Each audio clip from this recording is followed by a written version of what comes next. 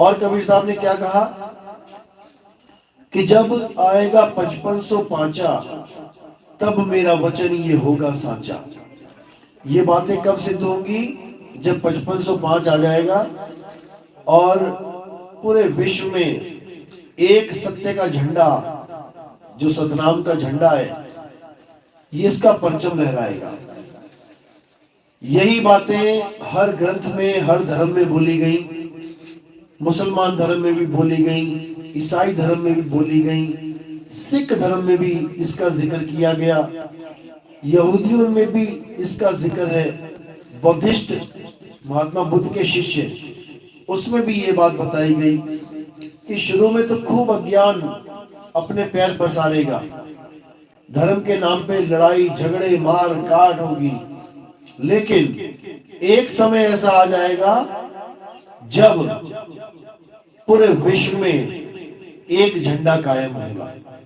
यानी इंसान भेदभाव को खत्म करके, जात पात को खत्म करके, इन नाना प्रकार के धर्मों को खत्म करके एक इंसानियत को धारण करेगा, आत्म ज्ञान को धारण करेगा और फिर पूरा विश्व कलयुग से सतयुग में आ जाएगा। अब जो समय चल रहा है ये संधि युग है। जैसे शाम होती है, सुबह और रात, दिन और रात का मध्य जो होता है पार्ट, वो शाम कहलाता है। तब हम ना दिन कह सकते हैं ना पूरी रात कह सकते हैं। इसी प्रकार ये संधि युग चल रहा है। अब इतना विवेकी हो गया है कि अब वो सत्य बात को समझ सकता है, और जब सत्य को समझ लेगा, सत्य के साथ जुड़ जाएगा, तो वो सतयुग में एंटर कर जाएगा। उसको इससे मतलब नहीं है कि कौन सा चल रहा है, कौन सा महीना तारीख चल रही है। सत्य को धारण कर लोगे तो तुम सतयुग में आ जाओगे। वो वाला सतयुग नहीं जिसमें ब्रह्मा विष्णु महेश घूम रहे हैं धरती पे, वो वाला सतयुग नहीं है। ये सतयुग है सत्य को धारण करने वाला। नहीं तो देख लो उस सतयुग में क्या होता था। राजा इंद्र, देवताओं का राजा इंद्र, गौतम ऋषि की पत्नी के पास जा रहा है उसको धोखे से भोग विलास करने। ये सतयुग के लक्षण है। ऐसा सतयुग होता है क्या? ऐसा तो कलयुग भी नहीं होता जो देवताओं का राजा ऐसा काम करे। तो ये नकली कलयुग सतयुग था जिसकी कहानियां तुम्हें सुनाई गई है। सतयुग असल में वो होता है जहां सत्य ही सत्य हो, असत्य का कोई नामो निशान ना हो, उसको कहते हैं सतयुग। जैसे हम कहते हैं कि सत्यवादी राजा हरिश्चंद्र, तो सत्यवादी का मतलब क्या होता है? जो केवल सत्य ही सत्य बोले, चार झूठ भी लगा के दिन में बोल दे तो काहे का सत्यवादी। इसी प्रकार सतयुग यानी वो युग जब तुम सत्य को धारण कर लो, असत्य को त्याग दो, तो तुम सतयुग में एंट्री कर गए, सतयुग में आ गए। तो आज उस असली सतयुग की बात करेंगे जो अब कलयुग में आने वाला है। तो सत्संग शुरू करने से पहले परमात्मा के नाम पे जयकारा लगाएंगे और फिर तुम्हें कलयुग से सतयुग की बात बताएंगे कि कैसे अब युग परिवर्तन होने वाला है, कैसे हम सब एक ऐसे युग में एंटर करने वाले हैं जिसके बाद ना तो कोई धर्म भेद रहेगा, ना कोई जात पात रहेगी, ना कोई संप्रदाय रहेगा। सब एक हो जाएंगे और एक मालिक की भक्ति करेंगे, एक झंडे के नीचे आ जाएंगे, एक ही हमारी भाषा होगी। अभी नाना प्रकार की भाषाएं चल रही हैं, उसके बाद एक भाषा हो जाएगी, सत्य की भाषा, वो एक ही है। वो ये 52 अक्षरों का खेल नहीं है कि कोई हिंदी बोल रहा है, कोई पंजाबी, कोई उर्दू, कोई फारसी, और उन्हीं अक्षरों से भगवान के नाम जप रहे हैं, उन्हीं अक्षरों से भगवान का अस्तित्व बना दिया। एक भाषा यानी एक ही शब्द होगा, उसी को सब मानेंगे, वही हमारी असली भाषा है। ये बाकी तो 52 अक्षर है। तो पहले जयकारा लगाएंगे फिर सत्संग शुरू करेंगे। बोलिए परमपिता परमात्मा की, सदगुरु बंदी छोड़ कबीर साहिब की, सभी संतों की, सभी भक्तों की, आज के आनंद की, सकल हंस को बंद की, साहेब बंद की, सतनाम। जय सतनाम। तो कबीर साहब समझा रहे हैं, 12 पंथ काल फुरमाना, भूले जीव न जाए ठिकाना, 13वें पंथ हम ही चले आए, सब पंथ मेट के एक पंथ चलाए। यानी इस काल भगवान ने, इस मन रूपी काल भगवान ने सारे जगत में नाना प्रकार की भक्तियां, नाना प्रकार के पंथ, नाना प्रकार के संप्रदाय चला दिए, नाना प्रकार की धार्मिक गतिविधियां बना दी। कोई पूर्व को भाग रहा है, कोई पश्चिम को भाग रहा है, कोई कह रहा उत्तर में जाऊं, कोई कह रहा दक्षिण को भाग रहा है। यानी सबको अपने मन के द्वारा लगाम लगवा दी गई है। उसका मन उनकी लगाम पकड़ के दौड़ा रहा है, जहां मन कहता है वहां जा रहा है, जो मन कहता है वो कर रहा है, जिसकी मन कहता है उसकी पूजा कर रहा है। आप इस गांव में ले लो, आपको कितने लोग दिखाई दे रहे हैं? जितने लोग दिखाई दे रहे हैं उतने ही मनमुखी साधनाएं, मनमुखी काम चल रहे हैं। पूजा पाठ के नाम पे सब अपना अपना अलग अलग इष्ट देव बना के बैठे हुए हैं। मैं तो काली भवानी की पूजा करता हूँ, मैं तो हनुमान जी की करता हूँ, मैं भैया शनि देव को पूजता हूँ, मैं फलाने देव को पूजता हूँ, मैं ढिकाने देव को पूज, सब अलग अलग अलग अलग भक्तियां कर रहे हैं। उनसे पूछो भैया परमात्मा एक है कि दो? नहीं, परमात्मा तो एक है, तो उसकी भक्ति कर लो, परमात्मा की भक्ति कर लो। कोई देवताओं को पूज रहा है तो कोई राक्षस को भगवान मान के पूज रहा है, कोई जानवरों को पूज रहा है तो कोई पेड़ पौधों को पूज रहा है, कोई किसी को पूज रहा है, कोई किसी को पूज रहा है। कोई पीपल को भगवान मान बैठा, पीपल की पूजा कर रहा है, कोई तुलसी को भगवान मान बैठा, तुलसी की पूजा कर रहा है, कोई सांप को भगवान मान बैठा, सांपों की पूजा कर रहा है। नाग पंचमी आती है, सांपों को दूध पिला रहा है, और वही सांप एक हफ्ते बाद घर में निकल आए तो लठ बजा रहा है उसके। कोई चूहे की पूजा कर रहा है, गणेश को लड्डू खिला रहा है, साथ में चूहे को भी खिला रहा है, और जब घर में चूहा बैठा है उसको लड्डू में जहर डाल के खिला रहा है, मर जा। तो ये भक्तियां चल रही हैं और कह रहा है कि मैं धार्मिक हूं, मुझे तो परमात्मा है गोदी में उठा के लेके जाएगा। ये सब मनमुखी काम है, मनमुखी। जब तक आप मन के गुलाम हो तब तक ये आपकी डोर खींचता रहेगा, घोड़े की तरह दौड़ाता रहेगा आपको। इस मनमुखी साधनाओं में सारा संसार चक्कर काट रहा है। कोई देवताओं की पूजा कर रहा है, कह रहा देव जो मांगो मिल जाता है। कोई राक्षसों की पूजा कर रहा है। अभी जो मेला चल रहा है खाटू श्याम जी का, कौन है ये पता है? बताओ कौन है? नर है, देवता है, गण है, गंधर्व है या राक्षस है? राक्षस। कोई शक है क्या? आपको पता है कौन है? किस कुल के हैं ये? राक्षस कुल के हैं। सोचो, हम आए थे दुनिया में परमात्मा की भक्ति करने के लिए, किसकी करवा दी इस मन ने? तो फिर सोचो। और गीता में लिखा है, हे अर्जुन, जो देवताओं की पूजा करता है वो देवलोक को जाता है, जो राक्षसों की पूजा करता है वो राक्षसों में जन्म लेता है, जो भूत प्रेतों की पूजा करता है वो भूत प्रेतों में जन्म लेता है, जो पितरों की पूजा करता है वो पितरलोक को चला जाता है। तो तुमने राक्षस बनना है क्या? राक्षस बनना है क्या? तो बन तो जाओगे जब राक्षस को पूजोगे। अंग्रेज बनना है तो अंग्रेजी सीख लो, बावर्ची बनना है तो खाना बनाना सीख लो, माली बनना है तो खेती बाड़ी सीख लो, पेड़ पौधे कैसे चलाने सीख लो, ड्राइवर बनना है तो ड्राइवरी सीख लो, डॉक्टर बनना है तो डॉक्टरी सीख लो, बन तो अपने आप जाओगे। राक्षस बनना है तो राक्षस को पूज लो। और क्या, ये अंतिम निर्णय है संतों का कि जो जिसकी भक्ति करेगा वो उसी के रूप को प्राप्त करेगा। जहां वो आस लगाएगा अंत समय में वही चला जाएगा। जहां आशा तहां वासा, इसमें कोई मतभेद है ही नहीं। एक बहुत बड़ा संत था, क्या करता था वो? सारा दिन ओम नमः शिवाय, ओम नमः भगवते वासुदेवाय, हरे कृष्णा हरे राम हरे।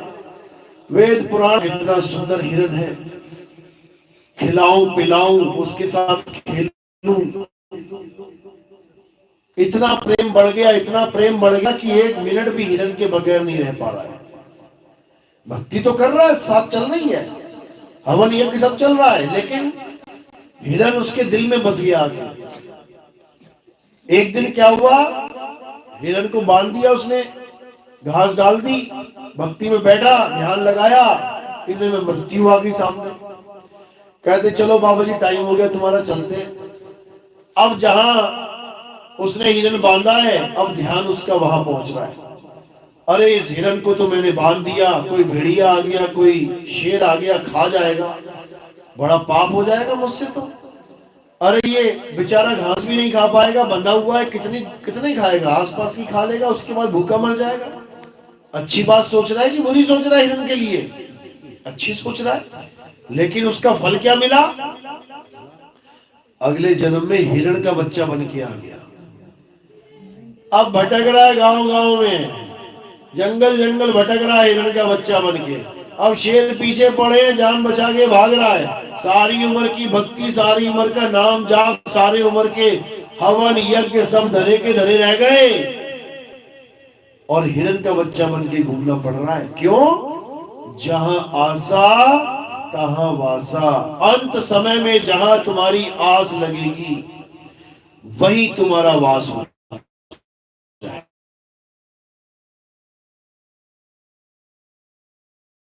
ऐसा तो है नहीं कि अंत समय में कुछ और पूजने लग जाओ, अपने आप देवताओं में जन्म हो जाएगा। राक्षस की पूजा करोगे, राक्षसों में जन्म हो जाएगा। पितरों की पूजा करोगे, पितरलोक को चले जाओगे, वहीं होगा सारा प्रोग्राम तुम्हारा। तो इसी प्रकार हर बार यही गलतियां करते आए हो, तभी आज तक यही भटके हुए हो। सतयुग बीत गया, त्रेता बीत गया, द्वापर बीत गया, अभी तक यहीं बैठे हो धरती पे ही। इसका मतलब युगो युग बीत गए पर तुम मुक्त ना हुए। कभी किसी माँ के गर्भ में, कभी किसी माँ के गर्भ में, आज इस माँ के गर्भ में, कल उस माँ के गर्भ में।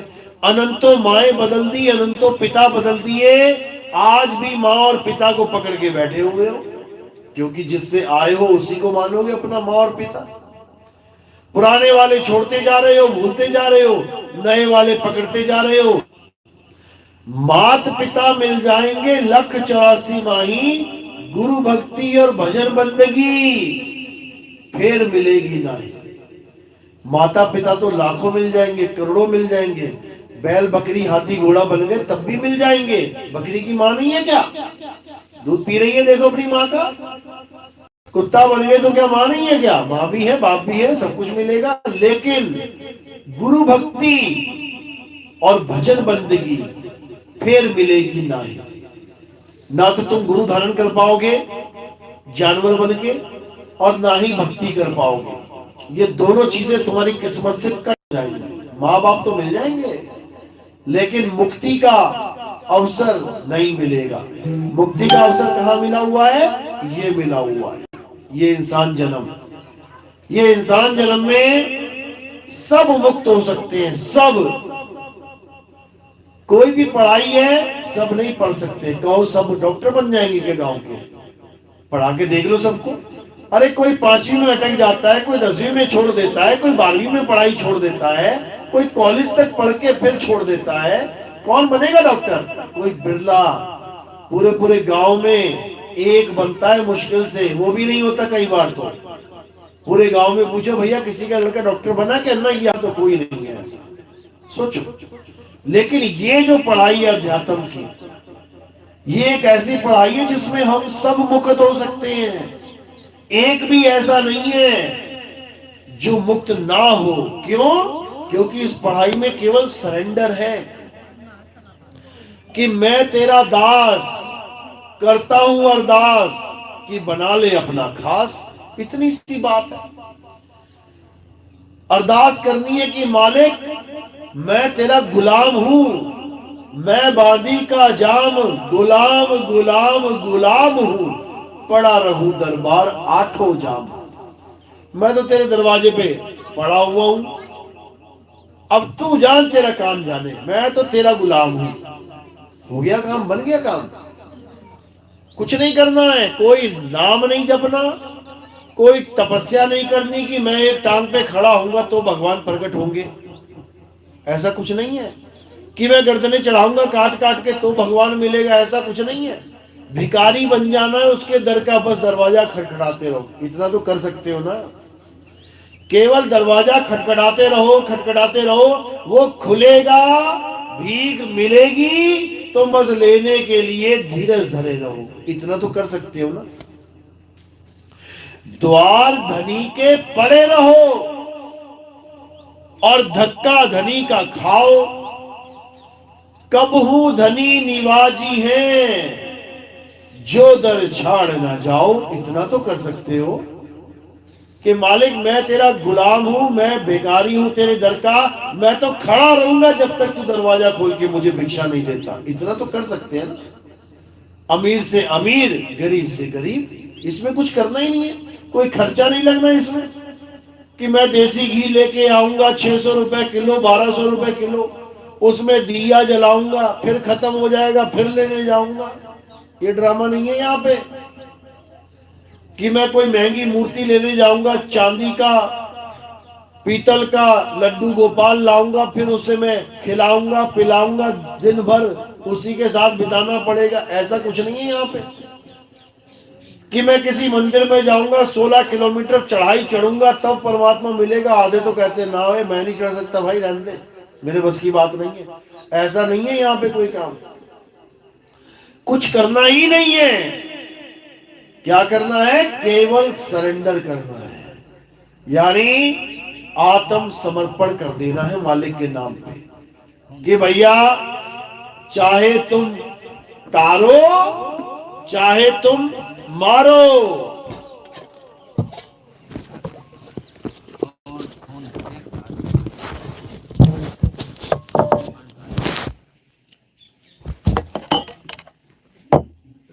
चाहे तुम तारो और चाहे तुम मारो,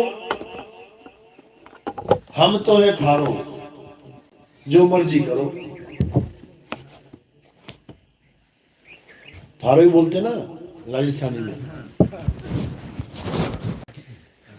यानी हम तो तुम्हारे हैं भाई।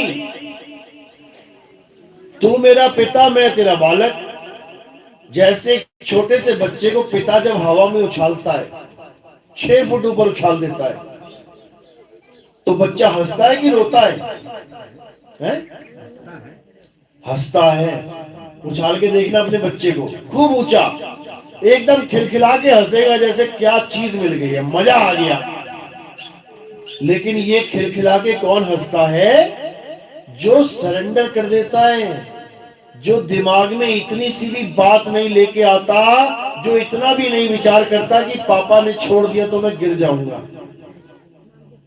और जो अपने पिता पे शक करता है वो क्या करता है? वो हाथ पकड़ने की कोशिश करता है पिता, नहीं पापा नहीं पापा नहीं पापा। उसको ना अपने पिता पे भरोसा ही नहीं है। जिसको अपने पिता पे भरोसा नहीं है वो पक्का रोएगा। वो अंत समय आते ही उसकी हालत खराब हो जाएगी, घिग्गी बन जाएगी उसकी।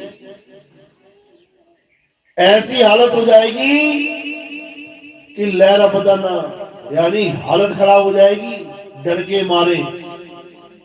और जो अपने पिता में भरोसा करता है वो ऐसा खिलखिलाता हुआ जाएगा इस दुनिया से इतने आनंद में कि तुम सोच भी नहीं सकते।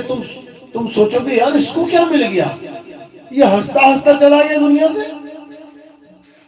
तो कबीर साहब समझा रहे हैं, जिस मरने से जग डरे, मेरे मन आनंद, और मरने पर ही पाइए पूर्ण परमानंद। मरता मरता जग मुआ, मरना जाने ना कोई, और ऐसी मरनी जो मरे बहु न मरना होए। कह रहे हैं कि अगर तुम्हारे जीवन में वेदी गुरु आ गया और उसने तुम्हें मरना सिखा दिया कि इस शरीर को छोड़ना कैसे है, पकड़ना कैसे है, ये तो पता है ना सबको। कहां पकड़ा था शरीर जाके? ये शरीर कहां से लेके आए हो? ये कपड़े कहां से लेके आए हो? लाल पीले पहन रखे हैं दुकान से। और ये मिट्टी के कपड़े कहां से लेके आए हो जो शरीर धारण कर रखा है? मां के गर्भ से। किसी को लड़की का शरीर मिल गया, किसी को लड़के का शरीर मिल गया। कहां से मिला? मां के गर्भ में से मिला। अब जिसने लड़की का शरीर ले लिया वो अपने आप को लड़की मानने लग गई, मैं तो लड़की हूं। और जिसको लड़के का शरीर मिल गया वो अपने आप को लड़का मानने लग गया, मैं तो लड़का हूं। जबकि असल में ना आप लड़का है यानी आदमी है, ना आप लड़की यानी औरत है। आप ना आदमी है ना औरत है। आदमी और औरत क्या है? ये इस आत्मा के कपड़े हैं। कृष्ण जी ने यही समझाया, हे अर्जुन, ये शरीर इस जीवात्मा के कपड़े हैं। कपड़ों के मारे जाने पर भी ये आत्मा कभी नहीं मरती। शरीर मर जाएंगे तुम्हारे, लेकिन आत्मा नहीं मरती। तो तुम क्या हो? तुम एक आत्मा हो जिसने नाना प्रकार के शरीर धारण कर रखे। कोई कुत्ता बनी घूम रही है, कोई बिल्ली बनी घूम रही है, कोई चूहा, कोई सांप, कोई बिच्छू बनी घूम रही है। अपने स्वरूप को जान नहीं पा रही है, इसलिए नाना प्रकार के शरीरों को धारण करके बैठी हुई है। अब क्या करना है? अब अपने आत्म स्वरूप को जानना है। जैसे ही आप अपने आत्म स्वरूप को जान लोगे, समझ लो कि अब कहानी बिल्कुल सही हो जाएगी। अब आपको कुछ करने की जरूरत नहीं है। अब कोई शरीर धारण करने के लिए किसी मां के गर्भ में जाने की जरूरत नहीं है। खत्म हो गई कहानी। नहीं तो एक गर्भ से निकले, मरे, दूसरी गर्भ में चले गए, दूसरे से निकले, मरे, तीसरे में चले गए। जुगो जुग यही चलता रहेगा। तो इसी को बोला गया कबीर साहब ने कि लख 84 भटक के अब पौपे अटके आए, अब की पासा ना पड़ा तो फिर 84 जाए। अब भी अगर पासा ना पड़ा यानी अभी भी तुम्हें अपना स्वरूप पता नहीं लगा, तो तैयार हो जाओ। देख लो खेतों में तुम्हें कोई ना कोई जानवर मिल जाएगा। गीदड़ मिल जाएगा, नीलगाय मिल जाएगी, सांप मिल जाएगा, बिच्छू मिल जाएगा। फिर ऐसे रहोगे क्या खेतों में? रहना तो तुम्हें भी पड़ेगा कहीं ना कहीं। ये तो इंसान जन्म मिल गया तो बिल्डिंगें मिल गई, दुकानें मिल गई, मकान मिल गया। दिखा दो कोई कुत्ता बिल्डिंग बना के बैठा हो, किसी चिड़िया ने बड़ा मकान बना लिया हो, घोंसले ही मिलेंगे। समझ लो सांप बन गए तो बिल मिलेंगे। घुसो जमीन में, निकालो गर्दन बाहर, फिर मारेगा कोई लठ, टूट जाओगे, क्या फायदा उसका। अभी जो आखिरी जन्म मिला ये इंसान जन्म, ये बर्बाद नहीं करना है। ये पूजा पाठ में, हवन यज्ञ में, किसी में बर्बाद नहीं करना है। समझ लो परमात्मा को ना पाने का सबसे बड़ा कारण क्या है? यही पूजा पाठ, हवन यज्ञ, जप तप व्रत, ये सब बाधा है, ये सब बंधन है। इसी की वजह से तुम अपने आप को नहीं जान पा रहे हो।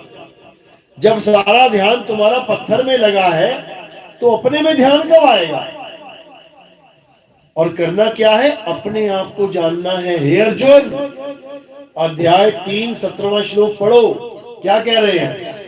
हे अर्जुन, जो